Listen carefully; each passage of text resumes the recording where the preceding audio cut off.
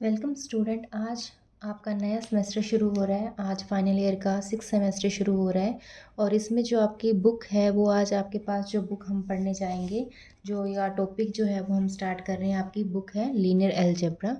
Linear algebra जो है वो आपका बुक फाइनल ईयर की बुक है और ये आपका जो पेपर है वो सेकंड पेपर है। इसमें हमने स्टार्ट किया है हमारा first topic vector space and सब स्पेसिस। जैसे कि हमने लास्ट सेमेस्टर में ग्रुप एंड रिंग का किया था, सेम उसी टाइप से आज हम इस नए सेमेस्टर में पढ़ने जाएंगे वेक्टर लीनियर अलजेब्रा का। लीनियर अलजेब्रा में भी हम क्या करेंगे, सेम वही है जैसे हमने ग्रुप एंड रिंग में किया था। सारी थ्योरम्स भी लगभग उसी टाइप की है। उसमें हमने ग्रुप की अलग प्रॉपर्टी डिफाइन की थी, फील्ड की अलग डिफाइन की थी, रिंग की अलग डिफाइन की थी। सेम उसी टाइप से अब हमने क्या करना है, वेक्टर स्पेस प्रूव करना है। तो वेक्टर स्पेस प्रूव करने के लिए हम क्या कर रहे थे, देखिए थोड़ा सा प्रीवियस जो टॉपिक है वो हम डिस्कस कर रहे हैं। जो हमने प्रीवियस क्लासेस में पढ़ा था या सेमेस्टर में पढ़ा था ग्रुप एंडिंग में, उसमें हमने क्या किया था, ग्रुप एंडिंग में हम क्या कर रहे थे कि हमारे पास जो अलजेब्रिक स्ट्रक्चर हम डिफाइन करते रहे थे वो ओनली इंटरनल बाइनरी ऑपरेशन हम डिफाइन कर रहे थे। बाइनरी ऑपरेशन में हमने क्या डिफाइन किया था, बाइनरी ऑपरेशन में हम ये लिख के चलते थे कि अगर कोई सेट है उसके आप दो एलिमेंट उठा रहे हो और उस सेट के ऊपर जो भी कंपोजिशन आप डिफाइन कर रहे थे, अगर मान लीजिए हम स्टार उस कंपोजिशन को बोल रहे हैं, अगर स्टार उस सेट पे हम एक कंपोजिशन डिफाइन कर रहे हैं तो दो एलिमेंट अगर आप उस सेट में से ले रहे हो तो उनकी कंपोजिशन लगाने के बाद उनका रिजल्ट भी जो है वो भी उस सेट में बिलोंग होना चाहिए। ठीक है, तो वो हम क्या बोल रहे थे, उसे बाइनरी ऑपरेशन बोल रहे थे। अब बाइनरी ऑपरेशन आपके पास एडिशन के रिस्पेक्टिव में भी था और मल्टीप्लिकेशन के रिस्पेक्टिव में भी था। इसी टाइप से हम सब्ट्रैक्शन की रिकॉर्डिंग भी डिफाइन कर रहे थे। तो अब जो हमने क्या पढ़ा प्रीवियस सेमेस्टर में, हमने पढ़ा था कि ग्रुप एंड रिंग में और फील्ड में हमने क्या किया था, जो अलजेब्रिक स्ट्रक्चर हम डिफाइन कर रहे थे वो ओनली इंटरनल बाइनरी ऑपरेशन को हम इन्वॉल्व कर रहे थे। अब जो है हम करने जा रहे हैं, जो वेक्टर स्पेस है उसमें हम करने जा रहे हैं कि आपके पास एक नया अलजेब्रिक स्ट्रक्चर होगा और उसमें हम जो है वो इंटरनल बाइनरी ऑपरेशन भी लेंगे और एक्सटर्नल बाइनरी ऑपरेशन भी लेंगे। अब इंटरनल और एक्सटर्नल बाइनरी ऑपरेशन का मीनिंग क्या है, देखो सेम वही है जैसे हम रिंग एंड फील्ड में करते थे कि जी आपके पास एक नॉन एम्प्टी सेट था, नॉन एम्प्टी सेट में हम सबसे पहले उसे नॉन एम्प्टी प्रूव करते थे कि कोई सिंगल्टन एलिमेंट उसमें बिलोंग कर रहा था, फिर उस सेट के ऊपर हम डिफाइन कर रहे थे कि कौन सा बाइनरी ऑपरेशन उस पर डिफाइन हो रहा था। कंपोजिशन लगाने के बाद हमने चेक किया। सेम वही है, अब हम यहाँ पे डिफाइन करने जा रहे हैं internal and external binary operation. अब इंटरनल और एक्सटर्नल बाइनरी ऑपरेशन में हम क्या डिफाइन कर रहे हैं, जैसे हम लेके चल रहे हैं वी एंड एफ, दो आपके पास क्या है, नॉन एम्प्टी सेट्स हैं। ठीक है, तो सबसे पहले हम इस पे क्या डिफाइन करेंगे, इंटरनल बाइनरी ऑपरेशन डिफाइन करेंगे। इंटरनल बाइनरी ऑपरेशन का मतलब हम क्या लेके चल रहे हैं, वी आपके पास एक नॉन एम्प्टी सेट है, इस पे हमने दो एलिमेंट उठाए यू एंड वी, मतलब वी के दो एलिमेंट आप उठा रहे हो। ठीक है, उस पर आपने कंपोजिशन लगाई स्टार। वो कंपोजिशन लगाने के बाद इनका जो रिजल्ट है वो भी किस में जा रहा है, इसी सेट में जा रहा है। ठीक है, और ये जो कंपोजिशन है वो आपके पास क्या है, एक यूनिक बाइनरी ऑपरेशन है। ठीक है, तो स्टार जो है वो आपके पास क्या बन जाएगा, एक इंटरनल बाइनरी ऑपरेशन। इंटरनली का मतलब क्या है कि हमने उस सेट के अंदर से ही दो एलिमेंट उठाए, उस सेट पे दो कंपोजिशन अप्लाई की, जो कंपोजिशन डिफाइन कर रखी थी, और कंपोजिशन लगाने के बाद उनका रिजल्ट भी जो है वो भी क्या जा रहा है, उसी सेट में जा रहा है। ठीक है, सेकेंड पॉइंट हमारे पास आता है external binary operation. External binary operation में हम क्या डिफाइन करेंगे कि हमने क्या किया, यू एक एलिमेंट उठाया वी से, वी कोई सेट था उसका हमने एक एलिमेंट उठाया, ए जो है वो हमने एफ में से उठा लिया। एफ भी आपके पास कैसा डिफाइन कर रखा था, एक नॉन एम्प्टी सेट। ठीक है, तो एक एलिमेंट हम वी में से उठा रहे हैं और एक एलिमेंट आप एफ में से उठा रहे हैं। फिर हमने क्या किया, इन दोनों एलिमेंट पे कंपोजिशन लगाई स्टार, और ये जो रिजल्टेंट है वो किस में जा रहा है, अगेन वी में जा रहा है। और कंपोजिशन लगाने के बाद ये जो एलिमेंट है वो क्या होगा, आपके पास यूनिक होगा। तो स्टार को हम यहाँ पे क्या बोलेंगे, external binary operation on V over F. ठीक है, तो इंटरनल में हम क्या कर रहे थे, इंटरनल में हम कर रहे थे सेट के एलिमेंट सेट में से उठा रहे थे, उस पर कंपोजिशन लगाने के बाद रिजल्ट भी उस सेट में जा रहा था। और एक्सटर्नल में हम क्या आ जाएंगे कि हम दो अलग अलग सेट में से एलिमेंट्स को उठाएंगे, कंपोजिशन लगाने के बाद ये जो यूनिक कंपोजिशन है वो एक ही सेट में बिलोंग होगी, तो उसे हम क्या बोलेंगे, एक्सटर्नल बाइनरी ऑपरेशन। अब ये तो था आपके पास इंटरनल और एक्सटर्नल बाइनरी ऑपरेशन। ठीक है, अब हमारा मेन जो है फर्स्ट चैप्टर का जो नाम ही है vector space and subspaces, तो हम सबसे पहले स्टार्ट करने जा रहे हैं वेक्टर स्पेस। अब प्रॉपर डेफिनेशन क्या है वेक्टर स्पेस की, देखो, let F be a field, F कोई फील्ड डिफाइन कर रखा है, a vector space over F, इस फील्ड के ऊपर हम एक वेक्टर स्पेस डिफाइन करना चाह रहे हैं। वो कैसा है, is a non empty set V, उस सेट को हमने क्या बोल दिया, नॉन एम्प्टी सेट वी बोल दिया, together with two binary operation called addition and scalar multiplication. अब ये जो वी आप डिफाइन कर रहे हो जो कैसा है, नॉन एम्प्टी सेट है, इस पे हमने दो ऑपरेशन डिफाइन किए, एक तो एडिशन और एक scalar multiplication. Such that for each u v belongs to V, दो एलिमेंट वी में से उठाए, there is a unique element, तब एक यूनिक एलिमेंट होगा एडिशन के रिस्पेक्ट में, u plus V belongs to v, and for each a belongs to f and u belongs to v, there exist a unique element a u belongs to v। ये multiplication के respect में होगा, इसमें हम a जो है वो f से उठाएंगे और जो एलिमेंट है वो हम किस में से उठाएंगे, v में से उठाएंगे। There is a unique element, एक यूनिक एलिमेंट होगा a u belongs to v and it satisfies the following conditions, और ये जो है वो फॉलोइंग कंडीशंस को क्या करें, सेटिस्फाई करें। ठीक है, अब वो कंडीशंस हम देखेंगे। सबसे पहले हम एडिशन के रिस्पेक्ट में चेक करेंगे, उसके बाद हम मल्टीप्लिकेशन के रिस्पेक्ट में चेक करेंगे। जैसे हमने ग्रुप एंडिंग में चेक किया था कि ग्रुप कोई सेट नॉन एम्प्टी सेट था, उसे अगर आप ग्रुप प्रूव कर रहे हो या अबिलियन ग्रुप प्रूव कर रहे हो तो उसके लिए कुछ कंडीशंस थी कि वो अबिलियन होने के लिए 5 प्रॉपर्टी सेटिस्फाई करेगा और ग्रुप होने के लिए वो 4 से प्रॉपर्टी सेटिस्फाई करे। अब वो प्रॉपर्टीज़ कौन कौन सी थी, सेम वही थी। सिमिलरली यहाँ पे फर्स्ट है हमारे पास क्या है, एसोसिएटिविटी, उसमें भी हमारे पास यही था। एसोसिएटिव में हम क्या करेंगे, u plus V plus W, अगर आप लास्ट के दो एलिमेंट्स पे ब्रैकेट लगा रहे हो तो वो किसके इक्वल होगा, फर्स्ट दो एलिमेंट के एडिशन के ऊपर ब्रैकेट एंड थर्ड को सेपरेट कर दीजिए। For all u v belongs to v, और जितने भी आप एलिमेंट लोगे वो किस में से लेके चलोगे, v में से लेकर चलोगे। ठीक है, फिर सेकंड हमारे पास क्या थी, कॉम्यूटेटिव थी, कि अगर आप u में v को ऐड कर रहे हो तो उसको हम v equal to v plus u भी लिख सकते हैं। For all u v belongs to v, commutative property आ जाएगी। थर्ड हमारे पास क्या है, there exist an element 0 belongs to v, अब जो 0 है वो यहाँ पे v का एलिमेंट रहेगा। सच दैट अगर आप उस 0 को u में ऐड कर रहे हो, ठीक है, या u को 0 में ऐड कर रहे हो तो रिजल्ट आपके पास क्या आ रहा है, u आ रहा है, और u जो है वो किसका होगा, v में से होगा। एग्जिस्टेंस ऑफ आइडेंटिटी एलिमेंट, तो 0 जो है वो यहाँ पे किसका काम करेगा, आइडेंटिटी एलिमेंट एडिशन के रिस्पेक्ट में। ठीक है, लास्ट प्रॉपर्टीज़ की है एडिशन के रिस्पेक्ट में। For each u belongs to v, there exist a unique element, अगर आप एक एलिमेंट लेके चल रहे हो u v में से तो इस एलिमेंट के कोरस्पॉन्डिंग एक यूनिक एलिमेंट होगा माइनस u, जो v का ही एलिमेंट होगा। Such that u plus minus u equal to 0, इस टाइप से हम लिख सकते हैं, तो इसे हम क्या बोलेंगे, एडिटिव इनवर्स। ठीक है, तो एडिशन के रिस्पेक्ट में हमारे पास कौन कौन सी प्रॉपर्टी थी, हमारे पास एसोसिएटिव आ गई, ठीक है, कॉम्यूटेटिव आ गई, एग्जिस्टेंस ऑफ आइडेंटिटी एलिमेंट आ गया एंड एग्जिस्टेंस ऑफ इनवर्स आ गया। उसके बाद हम चेक करेंगे मल्टीप्लिकेशन की। अब देखिए मल्टीप्लिकेशन होने के लिए क्या कंडीशन है हमारे पास, सेकेंड टाइप जो है वो मल्टीप्लिकेशन की हमने दी है कि for any u v belongs to v, दो एलिमेंट आप v में से उठा रहे हो और a और b जो है वो आप f में से उठा रहे हो। ठीक है, अब इस पे कंडीशन आपने लगाई a bracket u plus v, तो हमने क्या किया, a को डिस्ट्रीब्यूट कर दिया एडिशन के ऊपर, और फॉर ऑल a जो है वो f के एलिमेंट होंगे और u और v किसके एलिमेंट लिए जाएंगे, v में से लिए जाएंगे। इसे हम बोलते हैं scalar multiplication is distributive over addition in v। ठीक है, स्केलर को, ये स्केलर का काम कर रहा है और इस पे आपने क्या किया, स्केलर को डिस्ट्रीब्यूट कर दिया ओवर एडिशन इन v के एलिमेंट की एडिशन के ऊपर। ठीक है, सिमिलरली सेकंड हमारे पास क्या है, a plus B into U करेंगे तो वो किसके इक्वल आएगा, A U plus B U. ठीक है, for all A B belongs to f and u belongs to v, इसे हम बोलते हैं scalar multiplication is distributive over addition in f। अब हमने स्केलर मल्टीप्लिकेशन को डिस्ट्रीब्यूट कर दिया over addition in f, field के एलिमेंट की एडिशन के ऊपर। ठीक है, थर्ड पॉइंट इसमें आता है कि अगर आप ए यू इंटू वी कर रहे हो और ए यू को आप ए बी को इकट्ठा कर रहे हो तो वो किसके इक्वल होगा, ए को आप सेपरेट करके लिख सकते हैं बी इंटू यू के इक्वल। ठीक है, for all A B belongs to F. अब आपने ये ध्यान में रखना है जो भी आप स्केलर उठाओगे वो किस में से उठाओगे, एफ में से उठाओगे, और जो ए वी यू डब्ल्यू इस टाइप के जो एलिमेंट है वो हमेशा वी में से उठाए जाएंगे। लास्ट प्रॉपर्टी है मल्टीप्लिकेशन की, 1 इंटू यू किसके इक्वल होगा, यू के इक्वल होगा।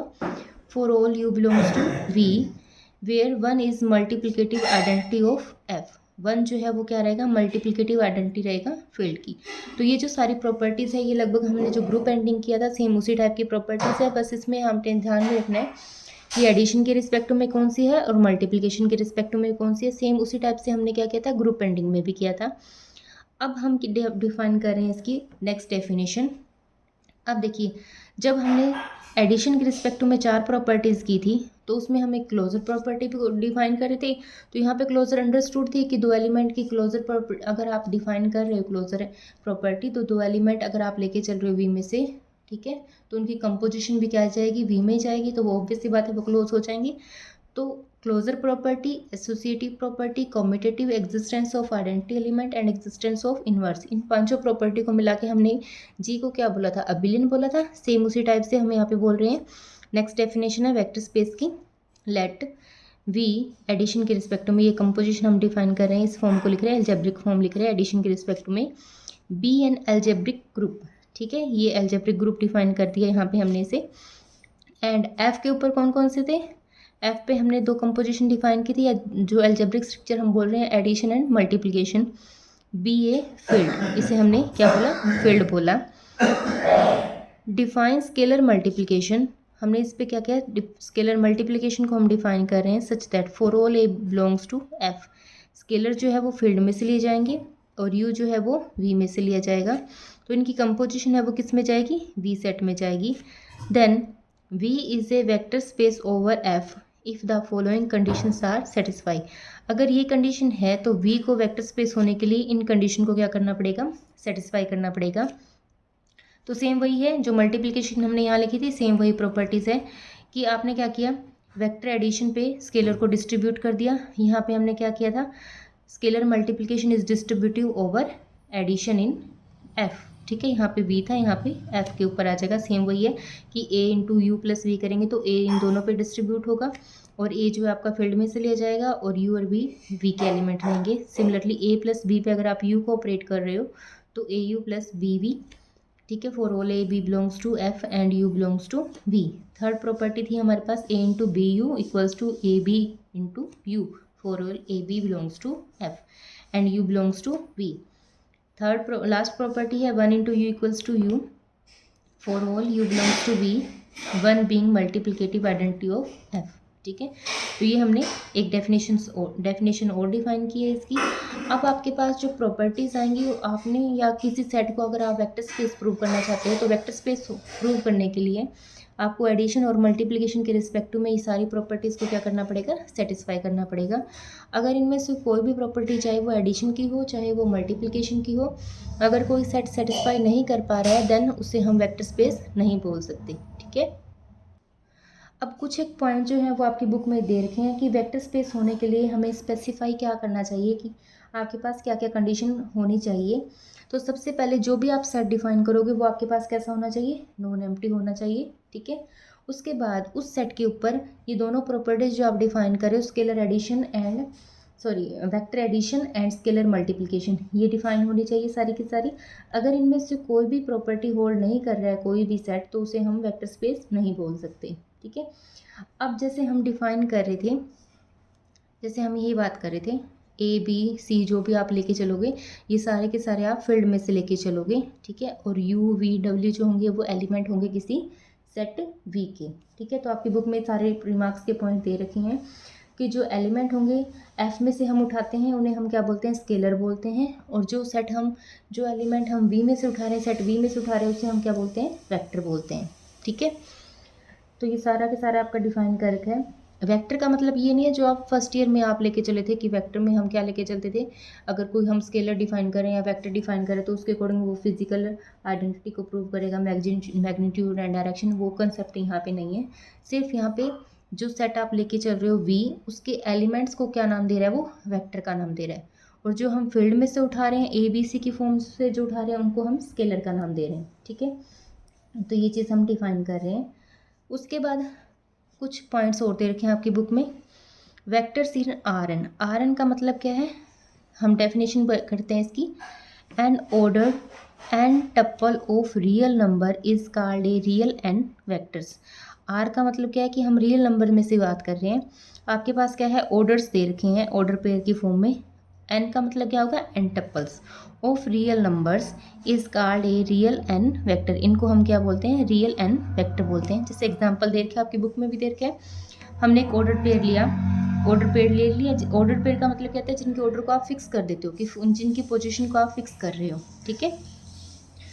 2 and -3 हमने एक ऑर्डर पेयर लिया जो आर स्केयर में से। आर स्केयर जो है वो किसको हम डिफाइन कर रखे हैं, आर क्रॉस आर की कार्टेशियन प्रोडक्ट को डिफाइन करते हैं, ठीक है।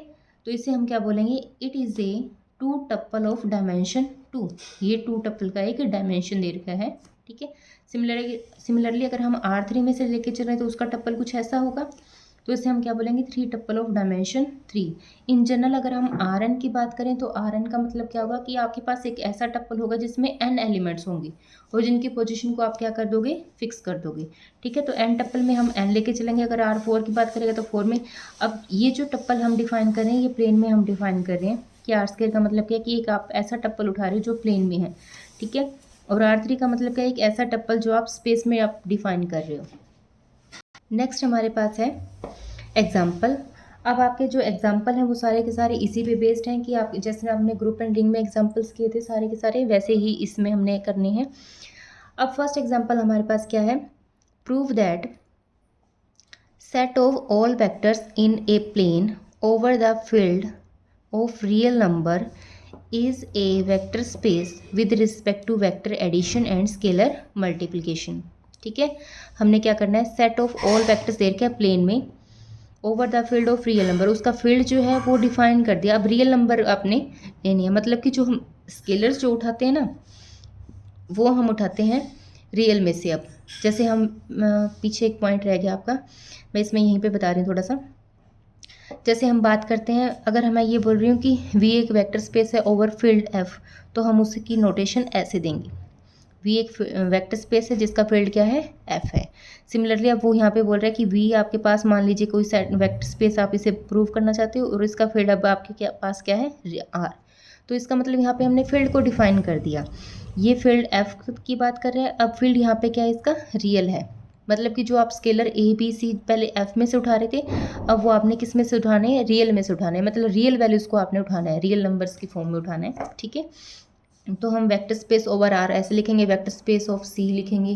कॉम्प्लेक्स नंबर की बात करेंगे जब, तो आपने इस टाइप से स्केलर देखना है कि स्केलर्स जब भी हम उठाएंगे वो किस में से उठाएंगे, उसके फील्ड में से डिफाइन उठाएंगे, जो भी आपको फील्ड डिफाइन कर रखा होगा, ठीक है। तो यहाँ पे सबसे पहले देखो, अब यहाँ पे V या कोई भी सेट डिफाइन नहीं करका, सिर्फ उसने बोला कि set of all vectors in a plane, ठीक है। तो हमने क्या किया, पहले ये जो ऑल वेक्टर्स इन प्लेन था उसके सेट को हमने कोई नाम दिया, तो वो नाम हमने क्या दे दिया, let V denote the set of all coplanar vectors and R be the field of real numbers. और R क्या है हमारे पास, रियल नंबर का फील्ड है, ठीक है। अब इसमें प्लेन की बात कर रहा था, तो हमने यहाँ पे क्या डिफाइन किया, all the vector in plane. तो प्लेन में अगर वेक्टर होंगे तो वो ऑर्डर फॉर्म में होंगे, ठीक है। तो मतलब x और y का एक ऑर्डर पेयर होगा, ठीक है। वेयर एक्स वाई जो होंगे वो क्या होंगे, R के एलिमेंट होंगे। तो V सेट को हमने ऐसे डिफाइन किया, सेट ऑफ ऑर्डर पेयर्स, ठीक है। प्लेन में हम ऐसे एलिमेंट लेके चलेंगे और x और y जो एंट्रीज होंगी इसके एलिमेंट वो किस टाइप के होंगे, रियल्स की होंगी। तो सबसे पहले हम इस पे डिफाइन कर लेते हैं। अब इसमें हम इंटरनल और एक्सटर्नल किसी क्वेश्चन में तो आप डिफाइन कर रहे हो पर्टिकुलर, किसी में अगर आप नहीं भी डिफाइन करते तो वो अंडरस्टूड होगा, वो यहाँ पे ऑलरेडी मेंशन कर रखा होगा कि एडिशन के रिस्पेक्ट में आपने एंट्रीज इस टाइप की लेनी है और मल्टीप्लिकेशन के रिस्पेक्ट में इस टाइप की लेनी है। तो हमने पहले इंटरनल बाइनरी ऑपरेशन डिफाइन किया V के ऊपर। इंटरनल में हमने यही बोला था कि 2 एंट्रीज हम किस में से लेके चलेंगे, V में से लेके चलेंगे, उस पर जो भी कंपोजिशन लगाएंगे वो भी V में ही जानी चाहिए। अब हमने 2 एलिमेंट उठाए, V सेट को हमने ऑलरेडी डिफाइन कर लिया जिसमें इस टाइप के ऑर्डर पेयर पड़े हैं। तो U और V 2 एलिमेंट उठाए हमने V में से। अगर U और V आप इसमें से उठा रहे हो और इस सेट में सारे के सारे ऑर्डर पेयर पड़े हैं, तो ऑब्वियस सी बात है U जो है वो इसी फॉर्म का होगा, U1 and U2। Similarly V जो है वो भी इस टाइप का ऑर्डर पेयर होगा।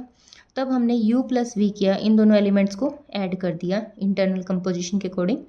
Then first order pair plus second को हम कर रहे हैं, तो हमारे पास कंपोजिशन क्या गई, फर्स्ट एंट्री फर्स्ट में ऐड होगी, सेकंड में ऐड होगी। तो अगेन ये भी किसी फॉर्म का बन रहा है, ठीक है। 2 ऑर्डर पेयर लेके चले तो उनका एडिशन भी क्या कर रहे हैं, उसी टाइप की फॉर्म को डिफाइन कर रहे हैं, तो ये V में बिलोंग हो गया। And U1 U2 V1 V2 ये सारे के सारे किस में से होंगे, R के ही एलिमेंट होंगे। जैसे हमने यहाँ पे XY को R का बोला था, अब यहाँ पे हम क्या बोलेंगे, U1 U2 V1 V2 और ये सारे के सारे क्या होंगे, R के ही एंट्रीज होंगी। ठीक है, फिर हम एक्सटर्नल बाइनरी ऑपरेशन डिफाइन कर लेते हैं। एक्सटर्नल बाइनरी ऑपरेशन में भी हम ऐसे डिफाइन कर रहे हैं कि आपने एक एलिमेंट लिया, U किस में से लिया, XY इस फॉर्म का लिया ऑर्डर पेयर का, मतलब U जो है वो एक ऑर्डर पेयर होगा, U1 U2 जो V का एलिमेंट होगा, U1 U2 एंड A जो है वो किसके एलिमेंट होंगे, स्केलर भी किस में से लेना है आपने, R में से ही लेना है। अब हमने एक्सटर्नल कंपोजिशन में क्या किया कि R अगर आप स्केलर फील्ड में से उठा रहे हो तो AU करने पे वो किस में जाना चाहिए, V में जाना चाहिए। तो ऑब्वियस सी बात है, यहाँ पे देखो A इंटू U1 U2 हमने किया, तो A जो है वो इन दोनों एंट्रीज के साथ क्या होगा, मल्टीप्लाई होगा। तो A को इसके साथ मल्टीप्लाई करेंगे और A को इसके साथ मल्टीप्लाई करेंगे, तो अगेन ये भी एक ऑर्डर पेयर बनेगा, और ये जो ऑर्डर पेयर है वो किस में जाएगा, V में जाएगा। तो इंटरनल बाइनरी ऑपरेशन और एक्सटर्नल बाइनरी ऑपरेशन हमने V पे डिफाइन कर लिया। अब हम V को एडिशन के रिस्पेक्ट में अबिलियन ग्रुप प्रूव करेंगे। ठीक है, तो पहली प्रॉपर्टी एसोसिएटिविटी थी, यहाँ से हम देख ही रहे हैं, जैसे हमने दो एलिमेंट उठाए V में से, उस पर हमने एडिशन किया तो एक ऑर्डर पेयर की फॉर्म में आया। सिमिलरली अगर एसोसिएटिव में हम 3 एलिमेंट उठा रहे हैं तो उनकी कंपोजिशन भी कुछ ऐसी बनेगी। चाहे तो आप इस फॉर्म को लिख सकते हो या फिर आप इस फॉर्म से भी इसे सॉल्व कर सकते हो, जैसे यहाँ पे सॉल्व कर रखा है, U को डिफाइन किया, V को भी डिफाइन किया। सिमिलरली आप W को भी कैसे डिफाइन कर सकते हो, W1 W2 की फॉर्म से, फिर आप उसे इस फॉर्म से राइट कर सकते हो। ठीक है, एसोसिएटिव की प्रॉपर्टी के अकॉर्डिंग। देन कम्यूटेटिव प्रॉपर्टी में भी हम क्या कर रहे हैं, यहाँ पे ये कम्यूटेटिव प्रॉपर्टी भी होल्ड कर जाएगी इसके अकॉर्डिंग कि अगर आप U प्लस V को आप इस टाइप से लिख रहे हो तो V प्लस U को भी इस टाइप से हम लिख सकते हैं, बस इनकी पोजीशन चेंज हो जाएगी। तो यहाँ पे कम्यूटेटिव प्रॉपर्टी भी होल्ड कर जाएगी। थर्ड प्रॉपर्टी है हमारी एग्जिस्टेंस ऑफ एडिटिव आइडेंटिटी भी होल्ड कर जाएगी। यहाँ पे देखो टप्पल हम 0 0 की फॉर्म में लेंगे तो वो भी V में से हो जाएगा। ठीक है, और U भी V का एलिमेंट होगा, तो जीरो वेक्टर हम इसमें से बोल रहे हैं। एक्चुअल में ये जीरो वेक्टर जो लिखा हुआ है वो एक ऑर्डर पेयर की फॉर्म में ही है। ठीक है, जैसे हमने U को यहाँ में ऑर्डर पेयर डिफाइन किया है, वैसे ही हम जीरो को भी डिफाइन कर सकते हैं ऑर्डर पेयर की फॉर्म में। लास्ट प्रॉपर्टीज़ की है एग्जिस्टेंस ऑफ एडिटिव इन्वर्स भी डिफाइन कर सकते हैं। अगर U1 U2 इस टाइप से है आपके पास तो -U1 भी होगा और -U2 भी होगा, तो आप उस टाइप से यहाँ पे लिख सकते हो। तो ये हमारे एडिशन के रिस्पेक्टिव में तो ये प्रॉपर्टी होल्ड होगी इसकी। अब हमारे पास क्या है, V को हमने बोल दिया कि ये अबिलियन ग्रुप है विद रिस्पेक्ट टू एडिशन। ठीक है, वेक्टर एडिशन के रिस्पेक्टिव में ये क्या है, अबिलियन ग्रुप। नेक्स्ट प्रॉपर्टी अब हमारे पास क्या आएंगे, स्केलर मल्टीप्लिकेशन की। स्केलर मल्टीप्लिकेशन की फर्स्ट प्रॉपर्टी क्या है कि दो वेक्टर अगर आप U में से उठा रहे हो तो स्केलर आप R में से उठाओगे, तो A into U plus V vector addition पे आप स्केलर को डिस्ट्रीब्यूट कर रहे हो, तो वो क्या बनेगा, AU plus AV। Second property है, अगर U आप V में से उठा रहे हो एंड AB दो स्केलर आप R में से उठा रहे हो, तो स्केलर की एडिशन पे आप वेक्टर को डिस्ट्रीब्यूट कर रहे हो। ठीक है, तो A प्लस B इंटू क्या करेंगे, U करेंगे तो क्या आएगा, AU plus BU। Third property है, अगर U आपका V में से लिए गए हैं एंड AB R के एलिमेंट है, तो A इंटू BU किसको हम लिख सकते हैं, AB इंटू U के इक्वल लिख सकते हैं। लास्ट प्रॉपर्टी है, for U belongs to V and 1 belongs to R we have 1 into U equals to U। तो V ने आपके पास एडिशन के रिस्पेक्ट में और मल्टीप्लिकेशन के रिस्पेक्ट में सारी प्रॉपर्टी सेटिस्फाई की। इसका मतलब V जो हम डिफाइन कर रहे थे, set of all vectors in plane over the field of real number, वो आपके पास क्या प्रूव हो जाएगा, एक वेक्टर स्पेस प्रूव हो जाएगा। तो बाकी सारे न्यूमेरिकल भी आपने इसी टाइप से करने हैं, बस ये ध्यान में रखना है कि फील्ड कैसा डिफाइन करना है और V को हम कैसे डिफाइन कर रहे हैं। अब जैसे नेक्स्ट एग्जांपल है, इस एक्सरसाइज के सारे एग्जांपल या सारे क्वेश्चन जो है वो इसी फॉर्म के हैं। तो हमने एक एग्जांपल और लिया है, prove that the set C of all complex number is a vector space over the field R। अब यहाँ पे V के प्लेस पे स्पेस कैसा डिफाइन कर दिया उसने, C, और फील्ड कैसा दे दिया, रियल नंबर्स का। तो मतलब इसको हम शॉर्ट फॉर्म में कुछ ऐसे लिख सकते हैं। ठीक है, C एक वेक्टर स्पेस है over the field of R। अब जो आपने एंट्रीज लेनी है, जो स्केलर लेने हैं वो रियल लेने हैं, और जो वेक्टर की फॉर्म में आप U भी डिफाइन कर रहे थे वो आपने क्या करना है, कॉम्प्लेक्स नंबर लेने हैं, मतलब कॉम्प्लेक्स फॉर्म में होंगे। ठीक है, अब वेक्टर एडिशन को ऑलरेडी देखो यहाँ पे डिफाइन कर रखा था, पहले वाले एग्जांपल में वो डिफाइन नहीं कर रखा था। सिमिलरली मल्टीप्लिकेशन को डिफाइन कर रखा है, ए यू इक्वल्स टू क्या है, ए यू प्लस बी वी की फॉर्म में डिफाइन कर रखा है यहाँ पे, ठीक है। तो सबसे पहले हम क्या चेक करेंगे, सी जो है वो आपके पास क्या है, क्लोज है under vector addition and scalar multiplication, क्योंकि ये डिफाइन ही कर रखा है, ठीक है। तो पहले हम सी को चेक करेंगे। अब यहाँ पे सी के वी के प्लेस पे यहाँ पे क्या है, सी दे रखा है। अब आपने सी को वेक्टर स्पेस प्रूव करना है over the field of R, ठीक है। तो हमने इस पर क्या किया, सी को हम अबिलियन ग्रुप प्रूव करेंगे। अबिलियन के लिए सेम वही एसोसिएटिव प्रॉपर्टी।